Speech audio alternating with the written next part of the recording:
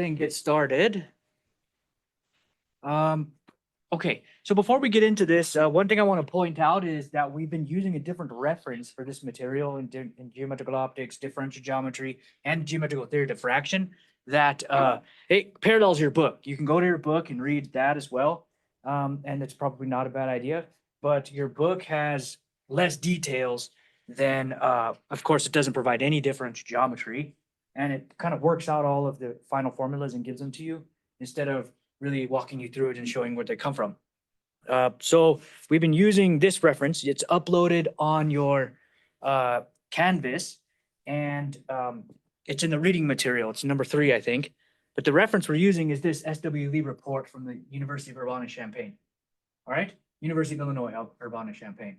It's a technical report, differential geometry for GTD applications. It also has the geometrical optics and some geometrical theory of diffraction in it. So if you want to start reading, which will be part of your homework, to parallel what we're learning, this stuff that we're learning for all of this GTD chapter mainly comes from this reference number 2. The reference number 1 is your book for the course. It's also in that book, and I recommend reading both, right?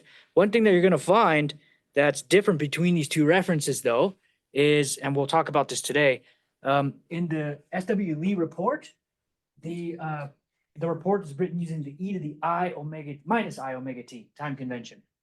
And Bolanos's book is e to the j omega t time convention. So to convert formulas between one and the other, all you do is conjugate everything. Replace I with minus j, all right? Okay, so it's a nuisance, but it's not a problem, right? All right, so let's get into it. Today we're going to just recap quickly the differential geometry that we need to get into some preliminary geometrical optics. We're going to look at asymptotic series expansions of electric fields and functions for a parameter going to infinity. We're going to utilize this expansion in Maxwell's equations to solve for the geo field. All right. So what did we talk about last time? Quickly to recap, we did curvature matrix. So first we did all the differential geometry of surfaces. Well, first we did curves, then we did surfaces, but we did surfaces in terms of normal sections, right? So we looked at some plane that has 2 vectors, the tangent to the surface at some point P, and which lies in the tangent plane, and the normal vector, and intersected that with the surface capital sigma, and we were able to find the line of intersection of those 2 surfaces, which formed a curve called the normal section curve. That normal section curve has a well-defined curvature, and we were able to relate that curvature to the curvature of the surface in that particular direction of the tangent vector.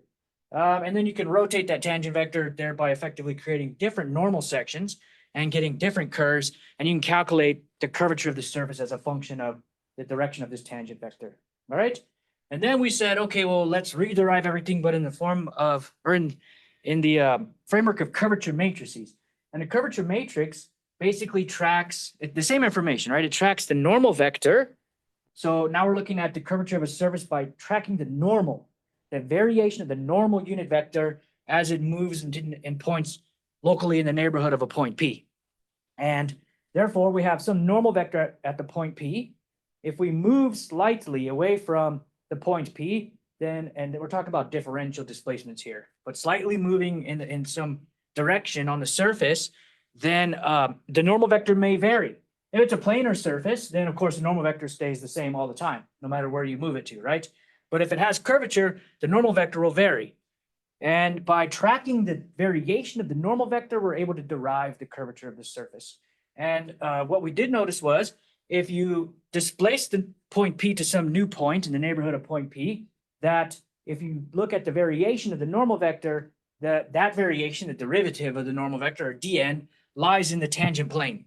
All right? So everything's in the tangent plane, which is good. The variation of the normal, the tangent vectors, and we're able to then use a couple of formulas that we derived to calculate these entries of the curvature matrix explicitly. So what it is the variation of the normal. See, here is the variation of the normal, NU and NV, right? That's the derivative of the normal vector in the U direction and in the V direction. Well, that can be expressed. It's a vector in the tangent plane, right? We said it's a vector in the tangent plane. Any vector in the tangent plane can be expressed as a weighted combination of the basis vectors that span that plane, which are the vectors RU and RV, right? The tangent vectors. The coefficients of this expansion are the entries of the curvature matrix. Q11, Q12, Q21, and Q22. Yeah? And the negative sign here is because of the way that we defined the normal vector previously, right? Okay, so you can make these into a matrix. So this curvature matrix is now fundamental to our entire discussion of geometrical optics and geometrical theory of diffraction. All right, curvature matrix, we need to understand it. It's used everywhere. All right, good. So then we went into ways to calculate this explicitly by using matrix multiplication. We found these formulas, again, in terms of the first and second fundamental form coefficients, E, F, and G. Then we're able to link the Gaussian curvature and the mean curvature to the determinant and the trace of the curvature matrix Q, right? Very good. But we also noted that whenever you have an n by n matrix, the sum of the eigenvalues is the trace of A, and the product is the n eigenvalues is the determinant of A. Then that means that these two values, kappa 1 and kappa 2, are the eigenvalues of Q. All right. Good. And then we went to determine how to calculate the tangent, or not tangent, how to calculate the eigenvectors. The eigenvectors are found by using standard eigenvector analysis approaches. But we do know that the matrix of eigenvectors diagonalizes the curvature matrix, right? By the standard theory of diagonalization of matrices. So if you take this matrix D, which contains both the eigenvectors, D1 and D2 written as column vectors, but then we juxtapose them, becomes a matrix. If you multiply D inverse by Q by D, then that diagonalizes the Q matrix, right? And on the diagonal are the eigenvalues, which are the principal curvatures. Principal curvatures are the maximum and minimum curvatures, which also are in the direction of the principal directions. So the principal directions point, remember, on a surface at a point P, I have a tangent vector. The curvature varies as a function of the pointing direction of that tangent vector. So there are two directions, a maximum and a minimum direction of two directions, a direction of maximum curvature and a direction of minimum curvature. Those are the principal directions, and the curvatures in those directions are called the principal curvatures, which is kappa 1 and kappa 2. All right? Then we did the Gauss map, we did an example, and since we're talking about eigenvalues and eigenvectors, we can also use MATLAB to calculate what these eigenvalues and eigenvectors are using the eigen command, right? So here's a little program to do that. All right. Then we looked at approximating surfaces. This will become important for our lecture today. To approximate a surface locally around some point O, which is at the center of a tangent plane, in terms of these coordinate vectors, sigma 1 hat, sigma 2 hat, and sigma hat, these are orthogonal. They're not necessarily RU and RV. They are in the tangent plane just like RU and RV are, but we're constructing these base vectors and we're saying that they're orthogonal.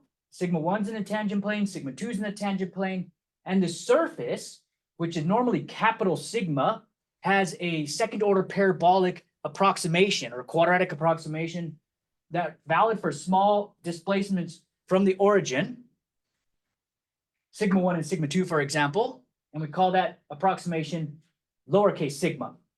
That surface sigma, now the approximation of the actual capital sigma, has a height off of the x or the sigma 1 hat, sigma 2 hat plane as sigma as a function of sigma 1 and sigma 2. Does it make sense? Z equal to f of xy.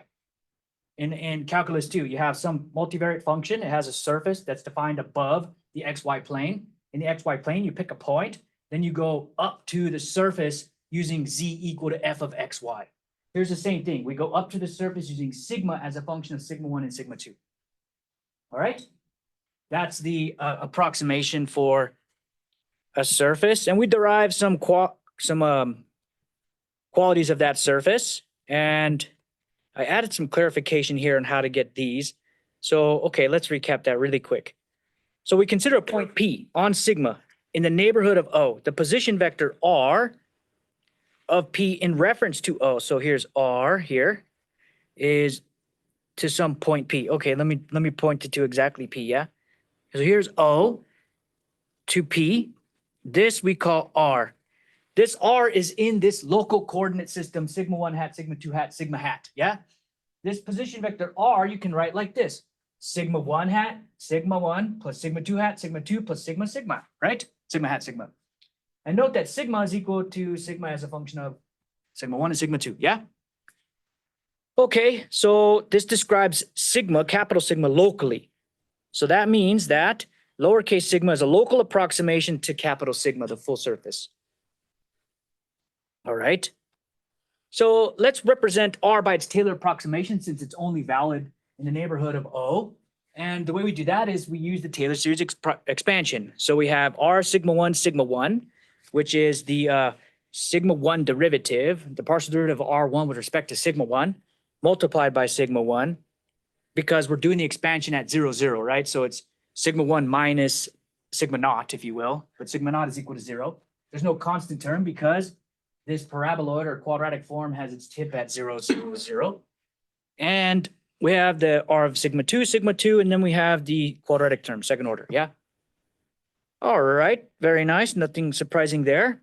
At O, we can calculate what R of sigma 1 is, all right? The derivative of this position vector, right? So this position vector here, which points from O to point P, for example, this is R of sigma, technically. Let's say sigma 1, sigma 2. Yeah, and sigma, I guess.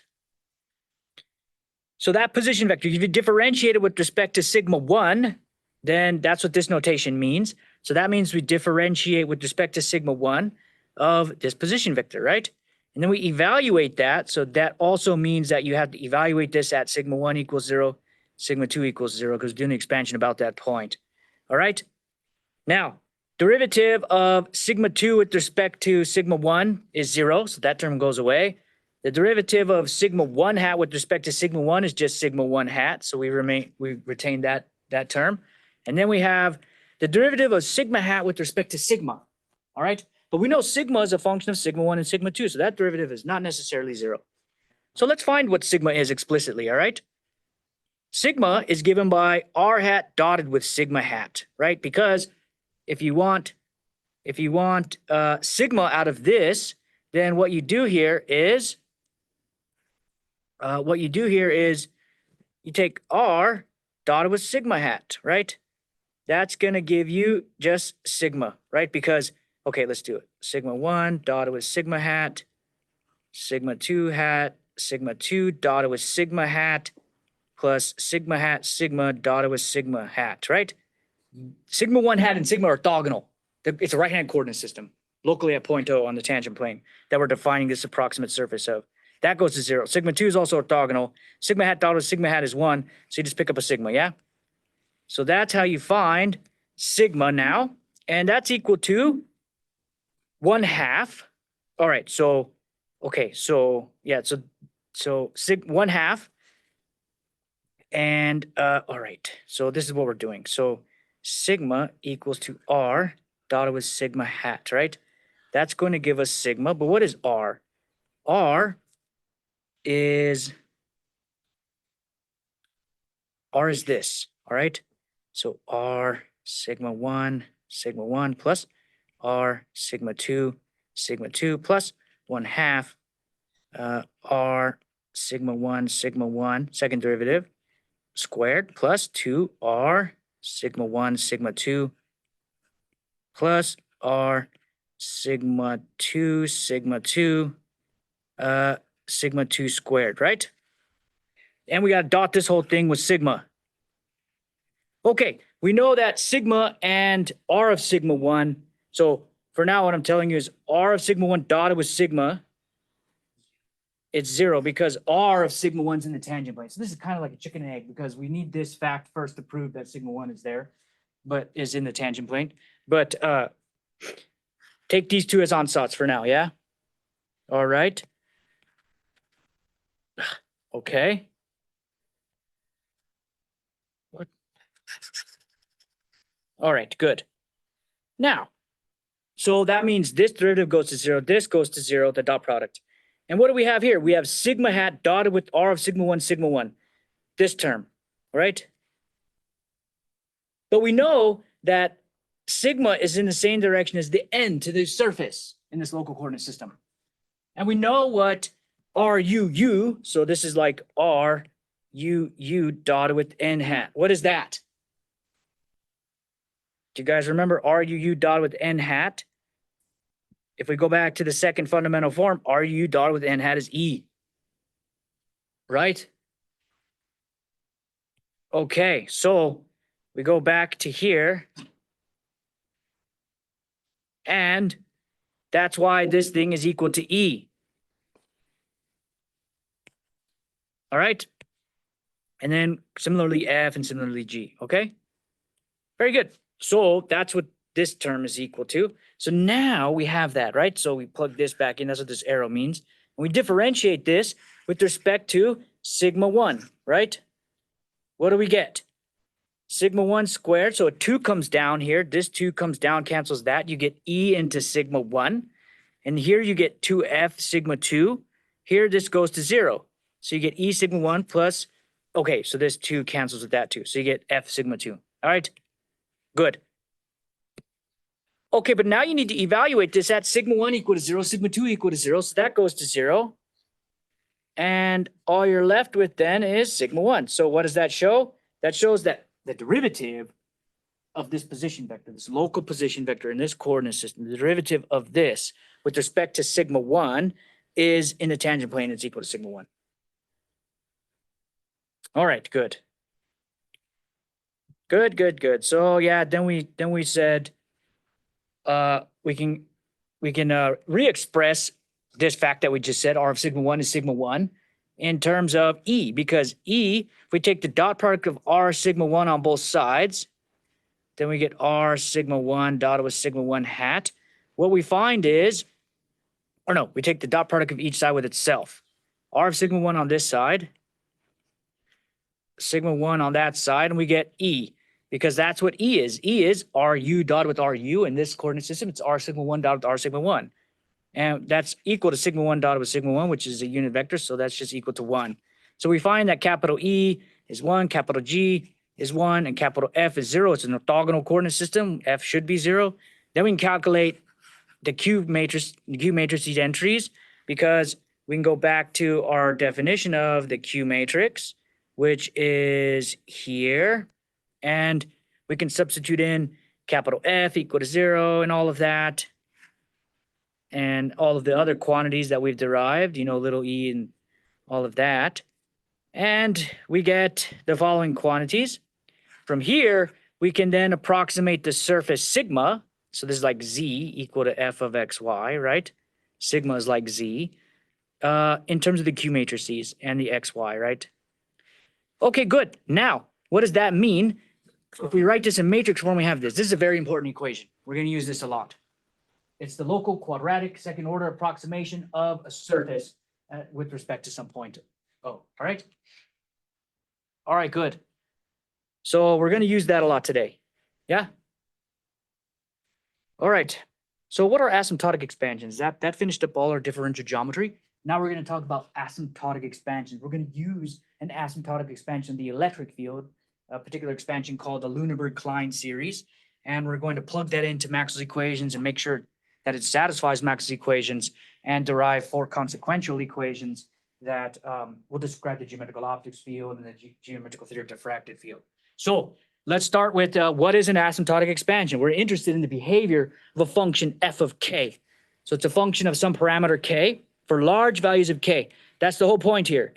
We're taking some parameter to infinity, right? As a power series, f of k can be represented like this, right? As a power series. And notice it's k to the minus m. All right, this parameter is inverse powers of the parameter k. All right, so it's a special power series. That's equal to a naught plus a1 over k plus a squared over k squared plus dot dot dot am over km. All right, so we're going to define a partial sum here that has the subscript m, and we're going to sum up the first m terms of that expansion. All right, then we're going to define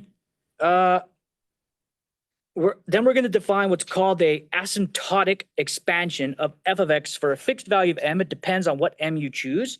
If this if this partial sum and this function f of k satisfy this relationship here. So if we take k to infinity and k to the nth power, which is k to the nth power, the difference between the partial sum and the actual expansion of the function is equal to 0 as k goes to infinity.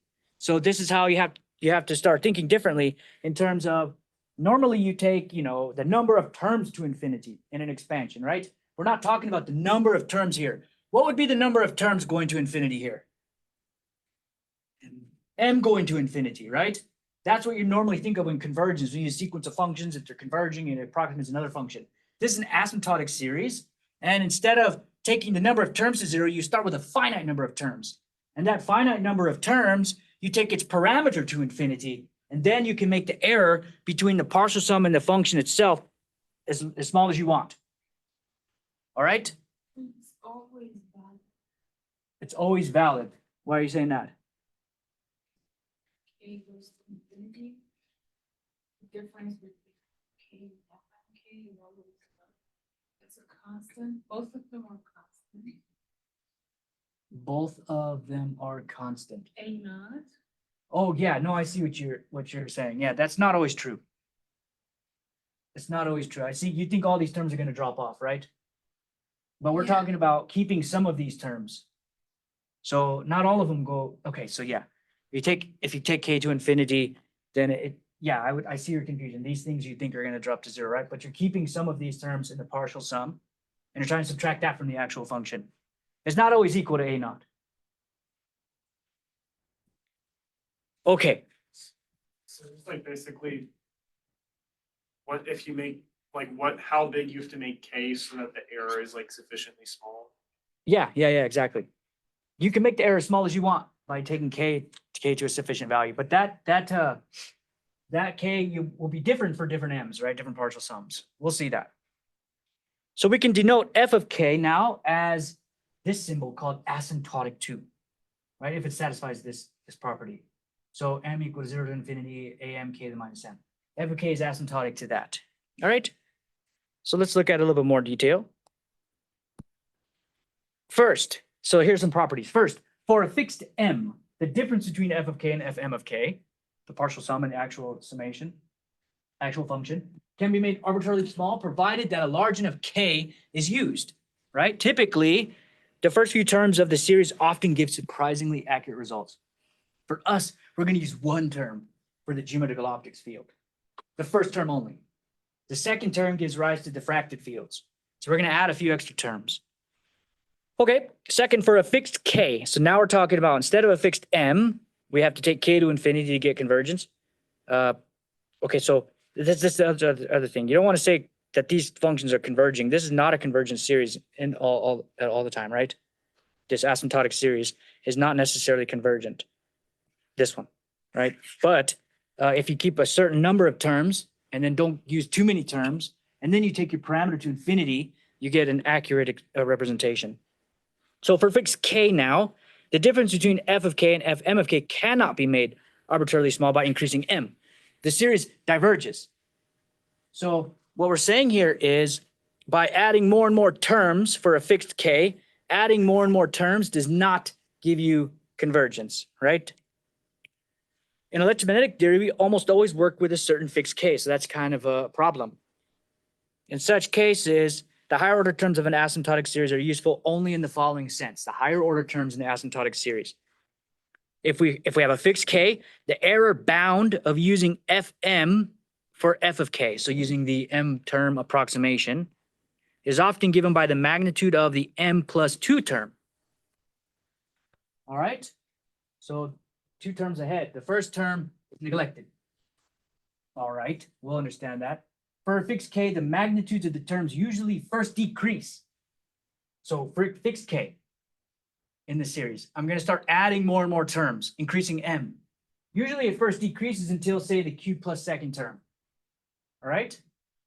Starting from the q plus third term, the magnitude of each term becomes larger and larger and the series diverges. So it looks like this. Here is an example. Here's the gamma function and it's Stirling's approximation. So here's the Stirling approximation of gamma function. It's asymptotic to 1 plus 1 over 12x plus 1 over 288x squared minus 1 over 39, 51,840 x cubed, and so forth. And the parameter x should go to infinity, right? Because it's an asymptotic series. All right, so let's look at this plot. Here's a plot of the absolute error, or plots of the absolute value of the fractional error in the asymptotic expansion of the gamma function.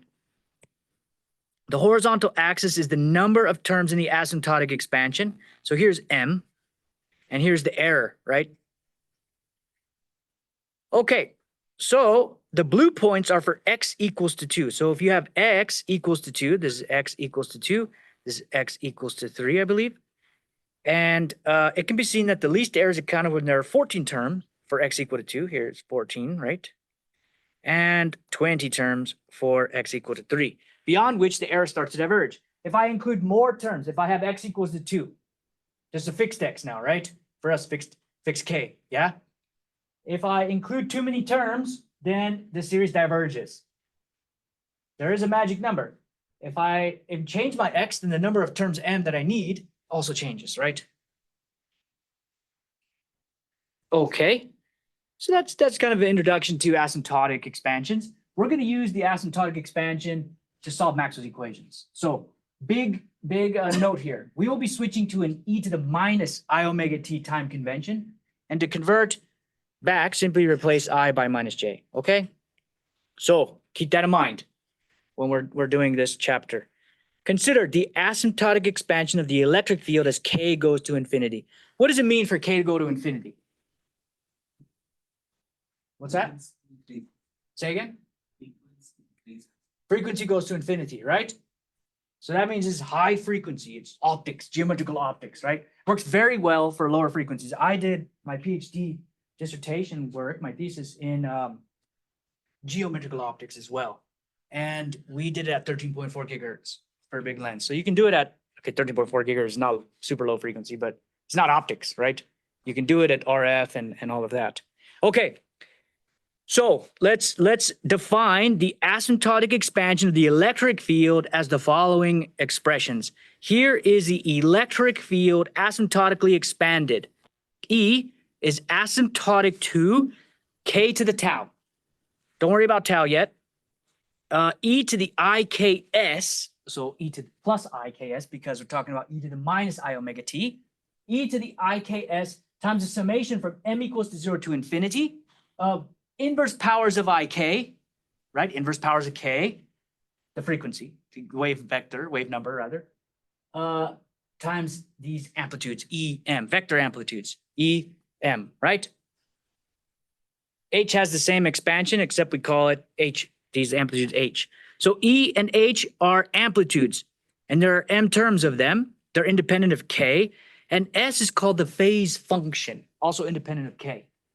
We'll learn what all of these are, right? All right, what is tau? So first off, these expansions are called the Luneburg Kline expansion, asymptotic expansions, asymptotic series. All right. So what is tau? Tau is equal to 0 for geometrical optics fields, and tau is equal to minus 1/2 for edge diffracted fields. We're going to study both those in this course. All right. So expanding some of the terms, it looks like this. K to the tau, e to the IKS, E naught, plus E1 over IK, plus E2 over IK squared, and so forth, right? This expansion, this asymptotic expansion is valid for a large K. But since we have a fixed K, then we can only use a certain number of terms to ensure convergence. If we use too many terms, then we start to diverge, right? And we're going to see we only need 1 or 2 terms, really. All right. In most applications, we will keep only the 0th order term and drop the remaining. This leads to the optical, or GO, geometrical optical field. With plane wave properties, we're going to derive all of this, all right? Okay. Yeah? Yeah? So we need only E0 for geometrical optics. What about diffraction? Then we'll pick up higher order terms. Okay. Yeah, for sure. When you say k is fixed, do you just mean like we have a frequency that we're interested in? Yeah, we're solving, kind of time harmonic fields here. Time harmonic scattering problems. So it's one frequency. Okay. So the Luneburg-Kline asymptotic expansion, we have this, we conjecture that this is the asymptotic expansion for the electric field. But if that's what we're going to represent the electric field, then it must satisfy Maxwell's equations. We have to substitute this expansion into Maxwell's equations and turn the crank and find what kind of other equation that we must satisfy, right? Okay, so Why that equation was chosen? I mean, why somebody?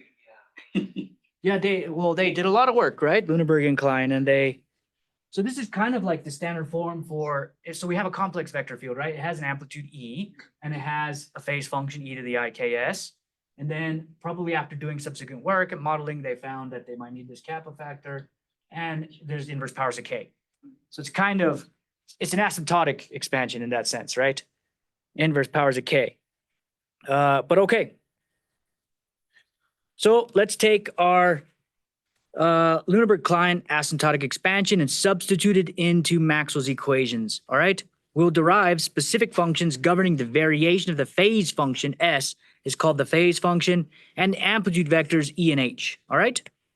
Maxwell's equations in source-free media read. So these should look funny to you, all right? If they don't, you haven't been looking at Maxwell's equations enough.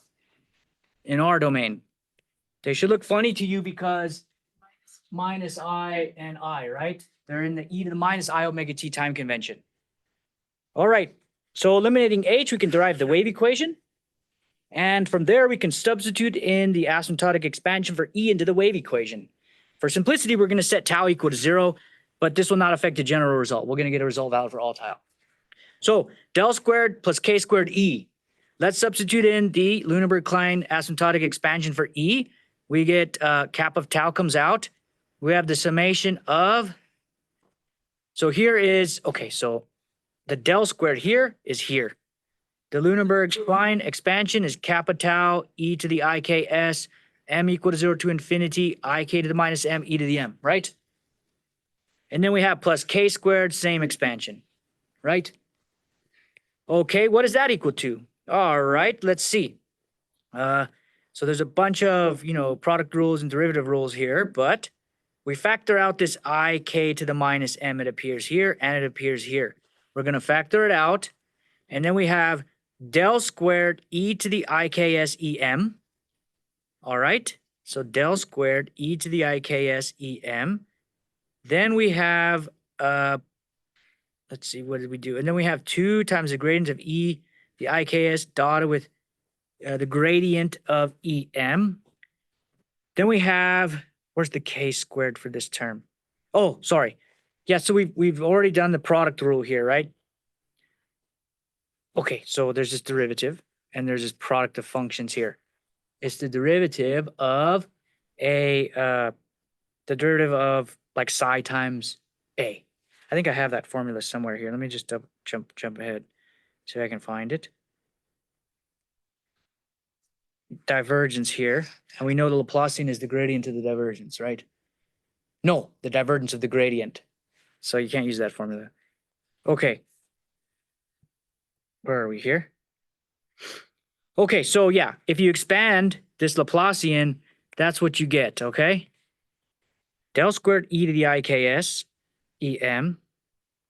Then you get 2 into the gradient of IKS dotted with the gradient of em. Then you get e to the IKS del squared em. Yeah, so that's the Laplacian operating on that product. All right, you can expand it.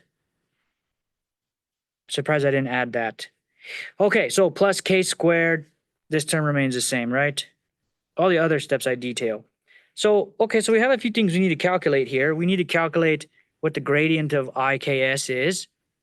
And we also need to calculate what the Laplacian is of em, right? And I think we calculate that on the next slide. So the gradient of the phase term, gradient of e to the IKS, all right? So how do we do that? Okay, so this is the gradient of some scalar function. We're going to pick, that's going to become a vector, right? Let's call the components, the 3 of them, j equal to 1, 2, and 3, using sort of the Einstein summation convention here. E to the j, e hat j, partial with respect to j of this function, all right? That's equal to e e to the j, the vector part stays the same. And when you differentiate e to the IKS, it's an exponential. So you get the same exponential back, but then you differentiate its power or argument based on chain rule. Yeah. Okay. Then IK comes out and you have the derivative of S and these vectors. If you combine all of those, then you get the gradient of S. All right, so gradient of e to the IKS is equal to IK e to the IKS gradient of S. All right.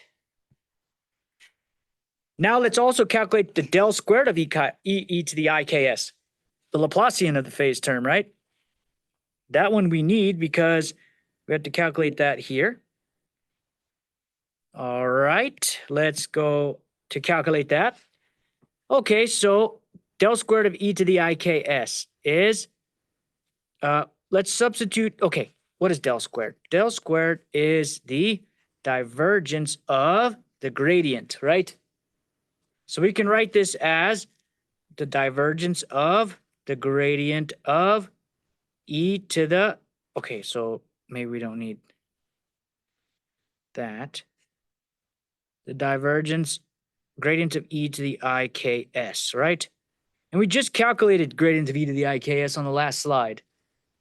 That result was IK into e to the IKS gradient of S. All right, good. So plug that in. All right, now we have to take the divergence of these two terms, of this product, use the product rule for that. And this is the product rule for that. So you get the gradient divergence of S plus the gradient of e to the IKS dotted with the gradient of S plus e to the IKS times the Laplacian of S. All right. This is probably the same exact identity that was used on the previous slide, except we start from here and we calculate this term and this one as a result, right? Okay. Okay, good. So what do we have now? We have gradient of e to the IKS again. We know what that is. That's IK e to the IKS times the gradient of S. And then we have still dotted with the gradient of S. Then we have this term stays the same. All right. Now what are we going to do? We're going to factor out the e to the IKS, and we end up with IK gradient or Laplacian of S minus k squared gradient of S squared. All right. All right. Substituting back into the previous result, we go back to our previous result. So capital still out front. I to the k, IK to the minus m is still out front. Now we have del squared e to the IKS EM, right? Oh, this is the previous result. Sorry. This is our previous result. This is our previous result. And del squared IKS, we have that. It's this now. So we get IK del squared S and then EM plus minus k squared gradient of S squared EM, right? Very nice. Plus 2 into gradient of e to the IKS. Well, that's equal to IK gradient of S. And then there's the phase factor is factored out. Okay. Yeah, make sure this is the phase factor in this term. And then there was a phase factor, here. All the phase factors are factored out. All right. So you get IK gradient of S dotted with EM, gradient of EM. Then the next term is del squared EM, but the phase factor for that term was factored out. And then we have plus k squared EM phase factor factored out. This was also factored out to here. And we just have EM here, okay? So we've written it in this one summation notation. Okay. All right, so what's next? We're going to rewrite k squared as ik squared here. Minus, right? Change the sign. Because what happens? You square the I, that becomes minus 1. It changes the sign, and then you get k squared again. All right? We do that there, and we also do it here. So here, k squared becomes minus ik squared. That's all we did on that line. Then the next thing we're going to do is, okay, we're going to rewrite. Okay, so here we factor out a ik to the minus 2. Yes, this one. So there's already one here, right? So if we factor that out, we pick up another one below so that we can factor out a 2, right? Okay, so this is, it's EIK minus M multiplied by IK squared. That becomes IK to the minus M plus 2. And if you write this as 1 over IK, then you have to negate all of this thing and you get M minus 2, right? So we factored out an IK squared everywhere. There was only one IK here, so we had to divide by 1. The IK squared comes out there. Here we had one IK, but now we have to divide by 1 to make 2. And here we had to divide by both because we didn't have any there, and we had one here. All right. Now, let's see. So, okay, good. Now we factor out the common EM here and here. And what do we end up with? The del squared, or gradient of S squared minus 1. So here's, okay, so let's see. What did we do here? The gradient of S squared is this term. So this term goes there. And we just have an EM. This term goes there. All right. These two terms, that one and this one, contribute to that. Then we have 1 over IK. So here's 2 gradient of S gradient of EM. So we factor that out. That's this term, yeah, with the IK as well. So the 2 is here. Then we have the IK, and we factored out this EM, a gradient of S dotted with the gradient of EM. All right, or the gradient of S dotted with the gradient. And then this del squared S comes from here. They both have 1 over IK. So we combine them like that. Then this term stays the same. That's all equal to 0 because del squared plus K squared E equals to 0, right? All right, all right. Good. So as K goes to infinity, the coefficients of each power of 1 over IK must be 0. All right, so it's a series. The whole series equals to 0. The series is in terms of 1 over IK as an asymptotic expansion, so each of the coefficients have to go to 0. All right, so here's the expansion from the last slide that we had, our result from there. So the first term, 1 over IK to the 0th power, that is this, right? Plus that. So that's this equation here. That has to equal to 0 because you can only combine, here's IK squared, here's IK, and this is technically IK to the 0. That's how this series is separated, all right? Because we're taking K to infinity. All right, so this first term, let's take this, multiply both sides by it since we have an equal to 0, it gets rid of that. Then we know that EM is not 0 because that would give a trivial solution. So that means this has to be 0. So del square, gradient of S whole squared minus 1 is equal to 0. Okay, so that gives you the gradient of S squared equal to 1. I just moved this 1 to the other side. And I get the gradient of S squared. So we don't know really what S is yet. I'm going to explain what that is, right? But S defines what are called constants. We don't know what S is. S is the phase function. It's E to the IKS of R. So if I have a constant phase surface, what does that mean? S at all points on some surface. So here's a surface. Here's a coordinate origin. If I point here to R, and I point there to R, and I get the same exact value, then that means this is an equiphase surface, right? So this S represents when S is equal to a constant, when S of R is equal to a constant, that gives us a equiphase surface. What is an equiphase surface? Like, same phase. Same phase. But what would if it's a wavefront, right? Exactly. If it's a plane wave, then the surfaces of equiphase are planes. It's a spherical wave, the surfaces of equal phase are spheres, right? So that's the wavefront. Okay? Very good. So this equation tells us that, okay, so if I have equiphase surfaces like this, right? What is the gradient what does the gradient look like? Remember, what does the gradient measure? The normal to the, It points normal to the equisurfaces, right? So these are all normal. These are the gradients. The gradients are rays that are orthogonal to the wavefronts. And that's what this equation tells you.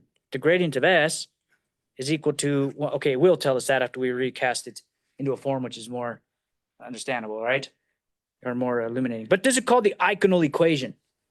Eikonal equation gives you the relationship between wavefront surfaces and rays. All right? Eikonal equation is a fundamental result of geometrical optics. All right? That's implication number 1 of the Luneburg Kline expansion into Maxwell's equations. All right, remember this equation? It's important. For the second term, 1 over ik to the minus, okay, 1 over, what? Why did I put minus 1? Is that right? No, that is not correct. This is not minus 1. It's just 1 over ik to the 1 power. All right? Fix that if you can. All right, so this is plus 1. so this, the series that is at the top is starting 0 or on 2? What series? This series? Yeah, because It it starts at 0, yeah.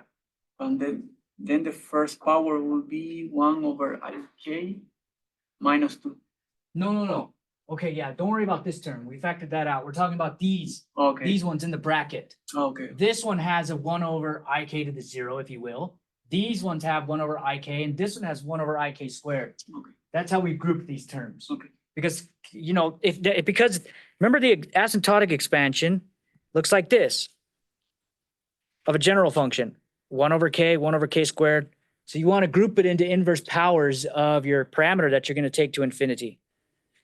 That's what we tried to do with this expansion, right? Okay, so now let's look at the next term. So we have the 1 over m minus 2, and then we have this term in brackets.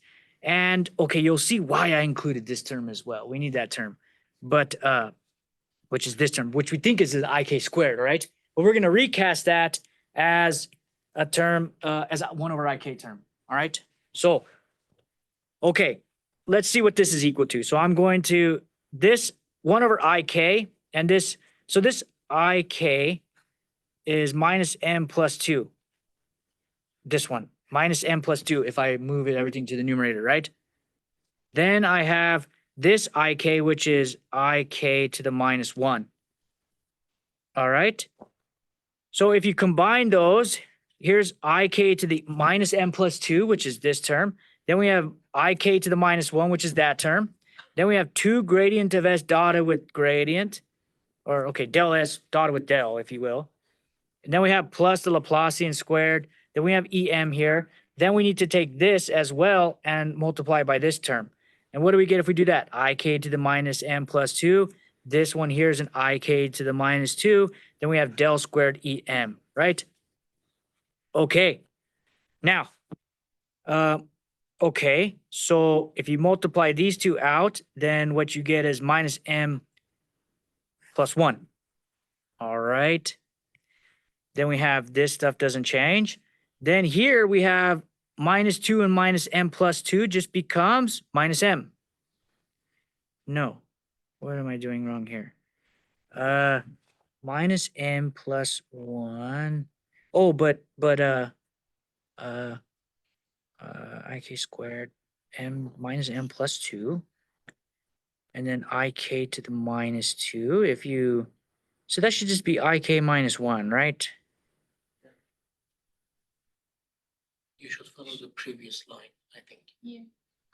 We changed em to em minus 1. Oh, yeah, duh. So, okay, good. So, yeah. So, okay, so here, look at this. If in the second term, m is replaced by m minus 1, then ik to the minus m becomes ik to the minus m plus 1, which is ik to the minus m plus 1. So, okay, so there's 2 steps kind of here, right? We have this. This is ik to the minus m, right? But now I'm going to replace, for this term only, I'm going to replace m with m minus 1. So I get ik to the minus m minus 1, which is equal to ik to the minus m plus 1. Now it matches this, right?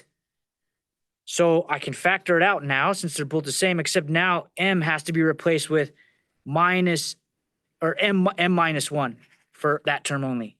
That's why we included this term in the IK expansion, okay? Because we can make it the same. Okay, that has to equal to 0. All right. So now that means, so that means this part of it has to be 0, right? This part of it has to be 0 because we can multiply that part out. Then we have 2 gradient of S double gradient EM plus del squared EM is equal to minus del squared EM minus 1. This is called the transport equation. All right. It's more important for when we do inhomogeneous, like I did for my PhD thesis, inhomogeneous geometrical optics, or geometrical optics in inhomogeneous media. Things start to curve. You have to solve this equation. But we can do everything for straight rays using geometry to find what's called the divergence factor in terms of the determinants of the Q matrices ratioed at 2 points on the ray. Okay? So transport equation is there. It governs the amplitudes of EM. All right, so, and that's for, has EMs in it now, right? So it's for all M's. And there's an e to the minus 1 now because when m equals to 0, this becomes e to the minus 1, and that's equal to 0 by definition. All right, that's k multiplied by e, but we take e to the minus 1 by definition. Okay, define it to be 0. That's implication 2. So both those, these have come out of the wave equation, right? Eikonal and transport come out of the wave equation when we substitute in the Luneburg Kline asymptotic series. All right, let's also substitute the expansion into the remaining equation for E, right? We have one more equation for E, which is Gauss's electric law. So divergence of E, divergence of, plug in the expansion. Then we factor out things that don't depend on X, Y, or Z, which is all of this. And let's see. Okay, what are we doing here? Ik to the minus m plus 1. Oh, no, I think I see. There's a 1 over ik here. Okay, sorry. So let's work this one out. So this divergence and this em, right? And we have this factor 2 also depends on x, y, and z. So really what we have here is the divergence of, after we factor out everything that doesn't depend on x, y, or z, e to the I, k, s, e, m of r, right? I'm not going to put the r because I should have put it in the phase factor as well. All right. Now, here we use this formula. So this is equal to a, which is em, dotted with the gradient of e to the I, k, s, plus e to the I, k, s times the divergence of em, right? So here we have,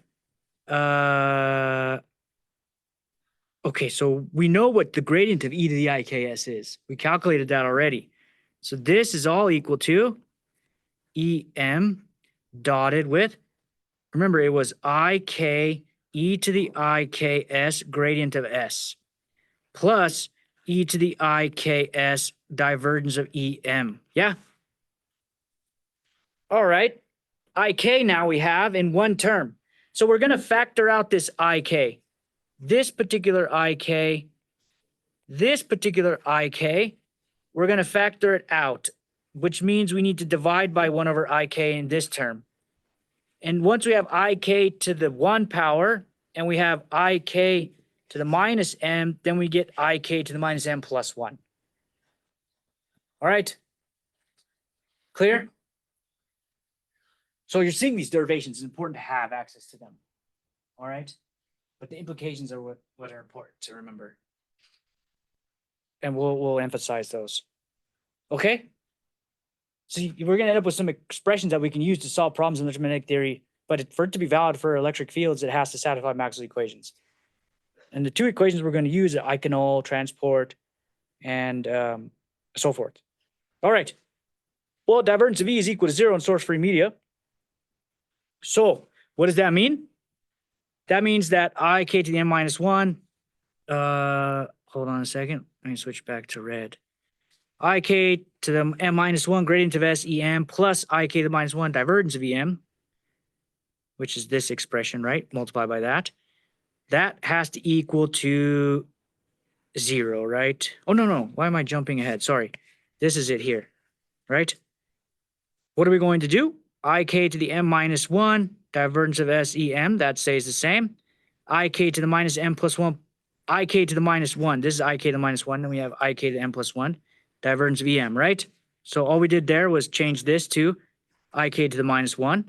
Then we have ik to the minus 1. This doesn't change, but we combine these two terms to just get ik to the minus m, and then we have divergence still.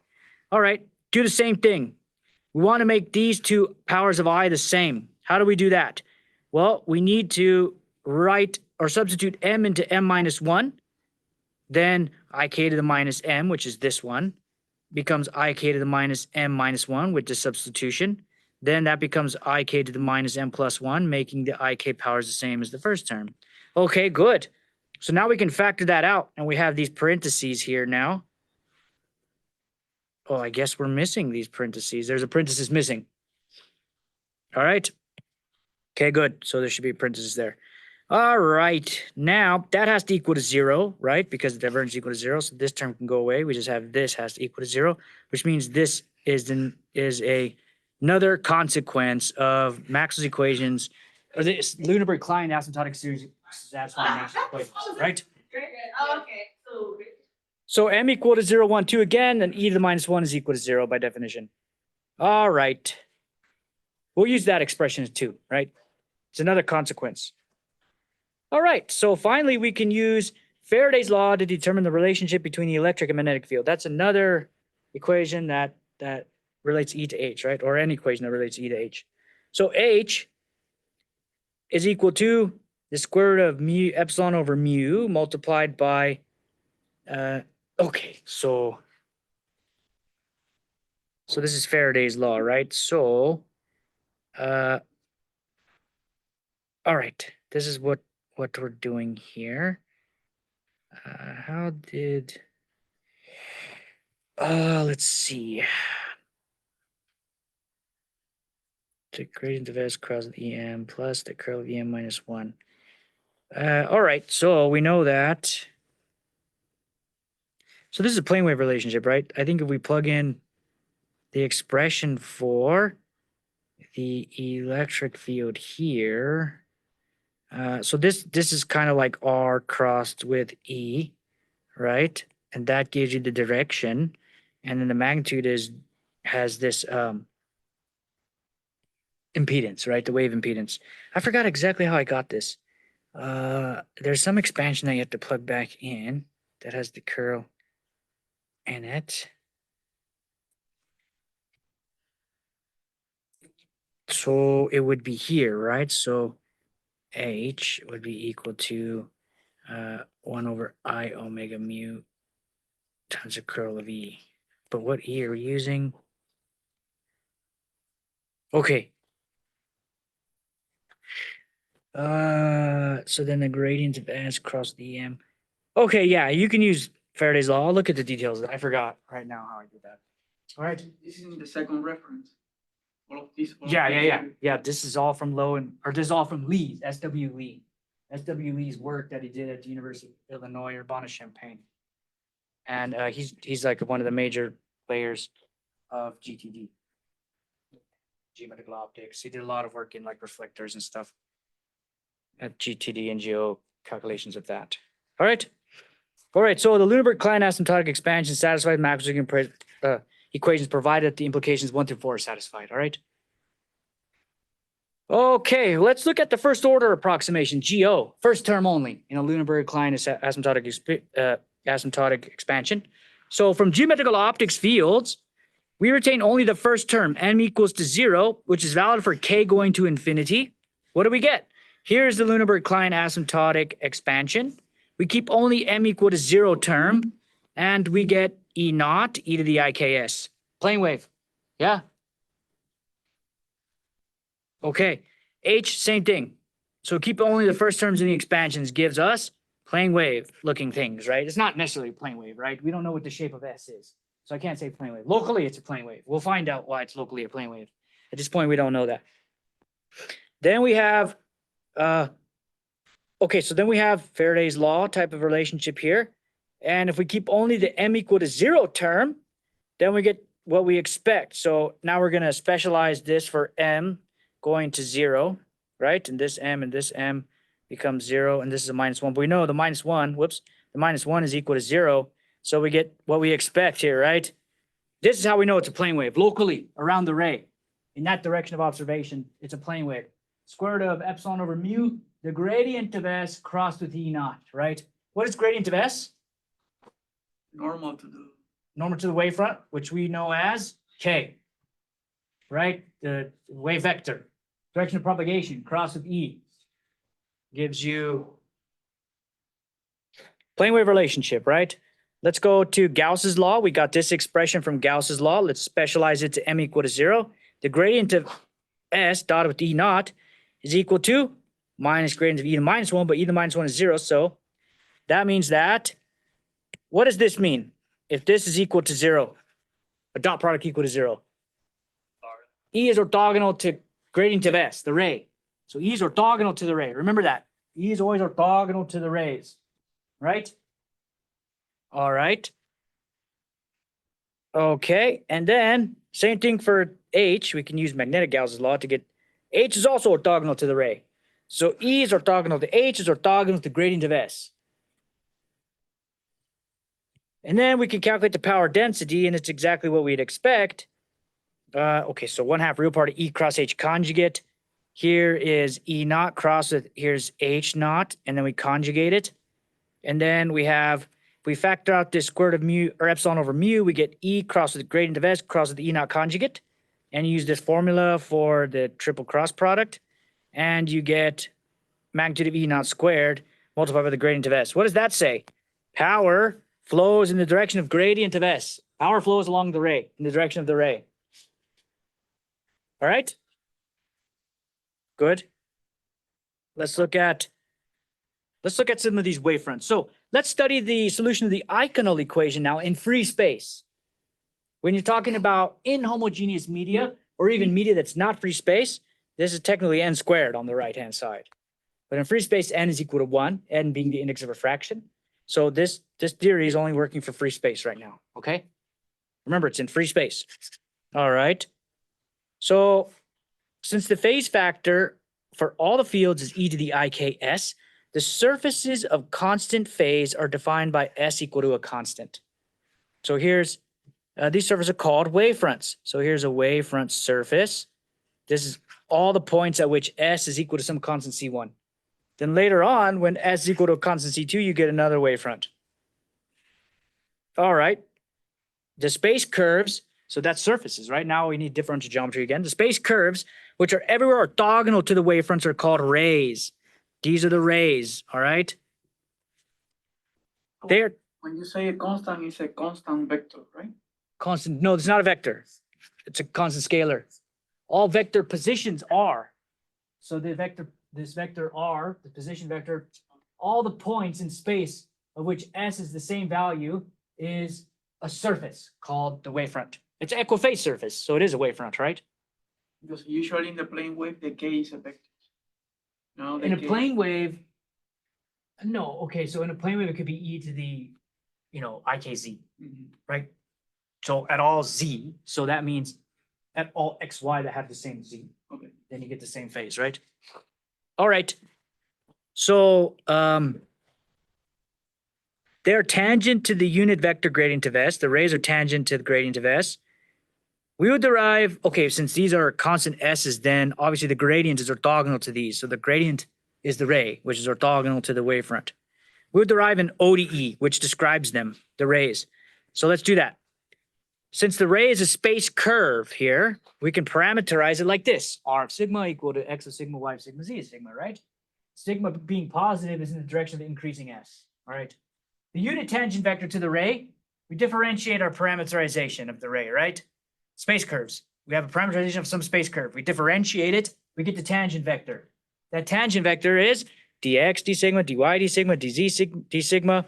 That is equal to the gradient of S because we said that the tangent to the ray is the gradient of S, or the gradient to the wavefront. And the gradient of S you can expand like this, all right? differentiate this now with respect to sigma, and we get the second derivative. Well, that's equal to d by d sigma of the gradient of s, which is d by d sigma times this, right?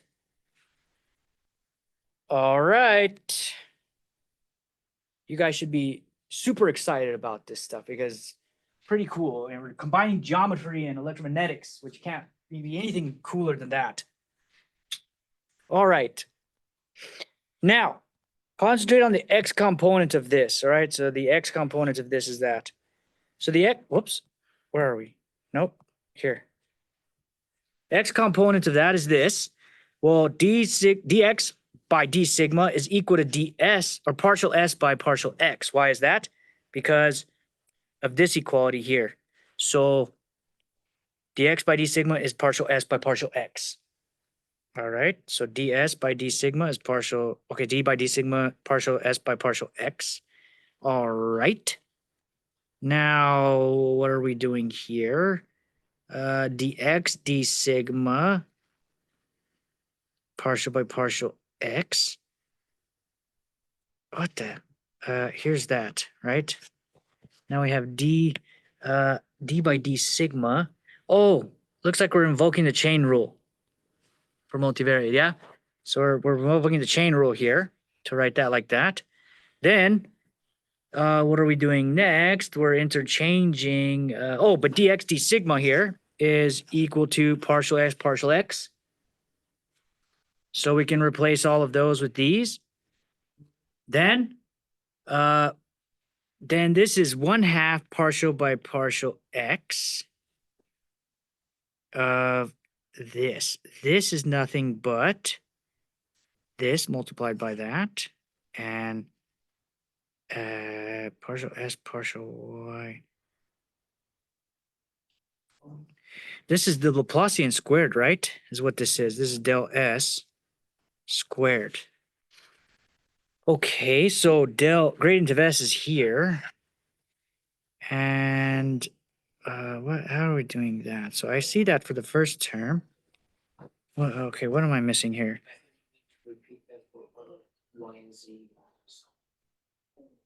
Yeah, It's only for no, these are only the x components, right?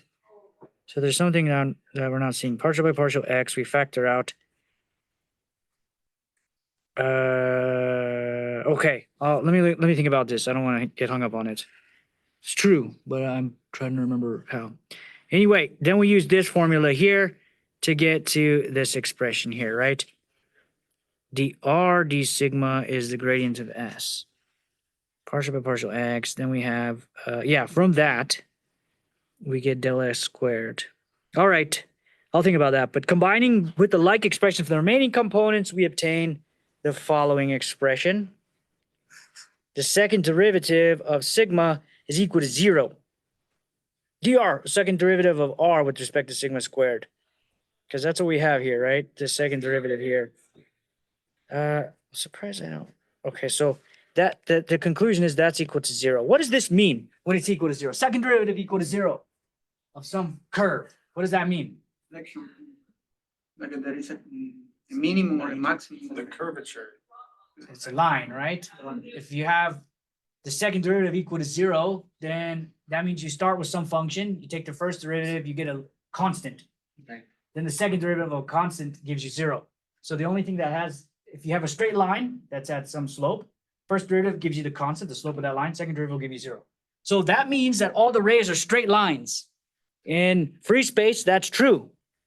All the rays are straight lines, and hence wavefronts are also parallel surfaces.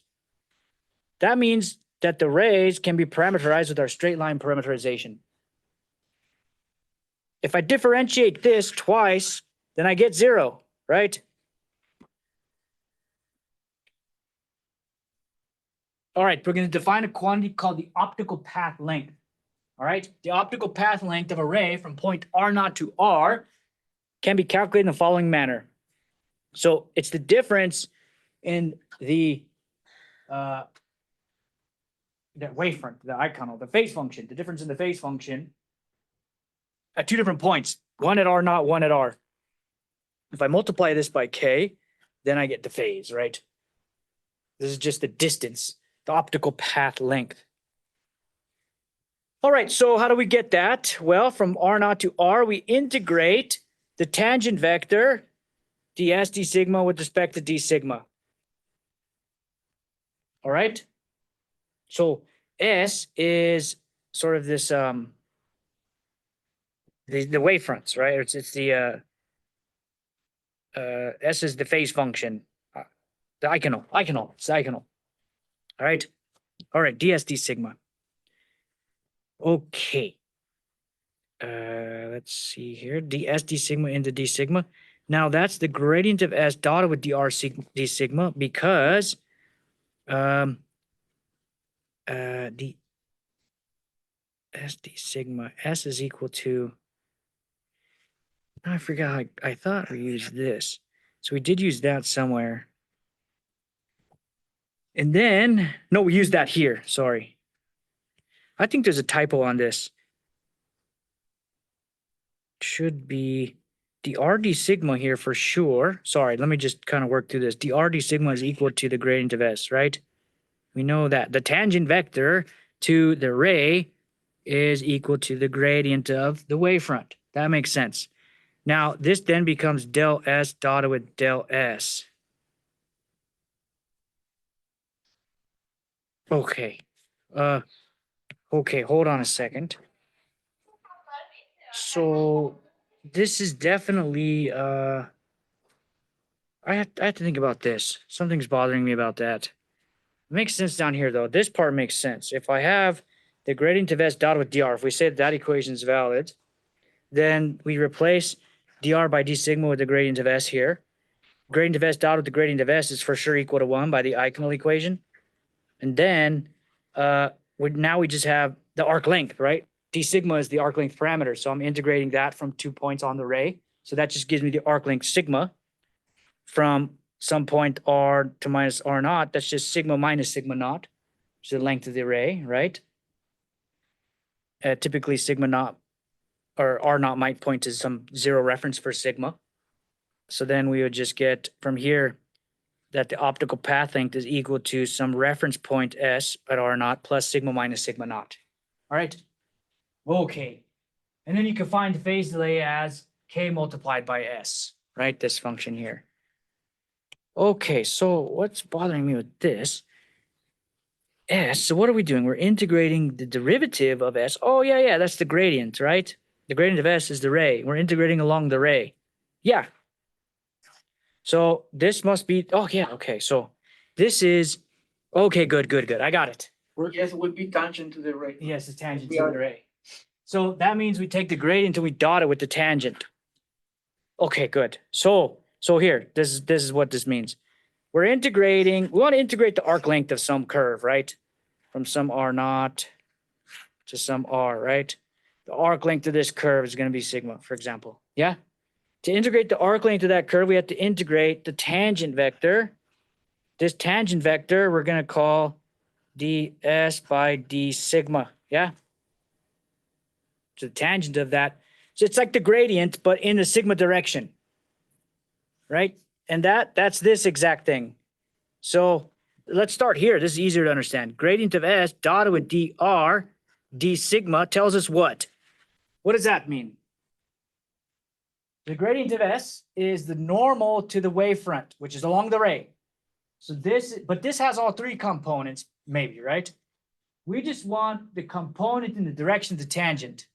So we take the dot product of the gradient of S with the tangent vector. That gives us the component of the ray, which is in the direction of tangent, which should always hold, right?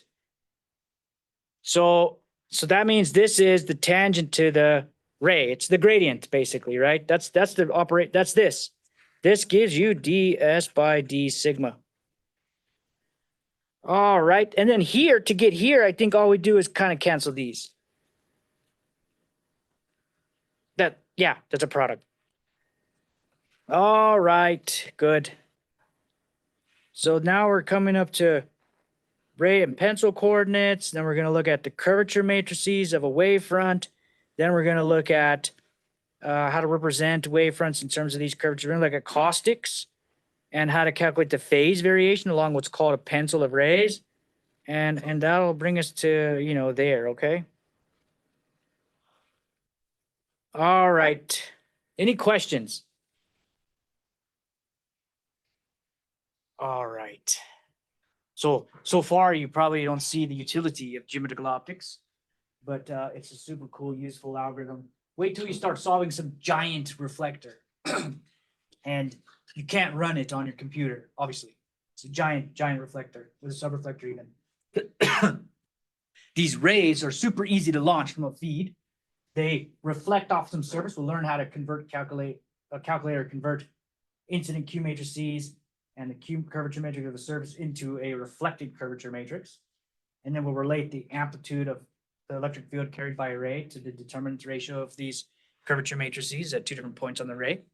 And you can solve these problems. You can analyze subreflector, reflector geometry very fast by tracing the rays. They're extremely fast on a computer. And if something is extremely fast to solve, you can link it to optimization algorithms because you need to solve the forward problem very fast. Then you can start optimizing shaping subreflectors, shaping main reflectors, or things you cannot do with full wave, right?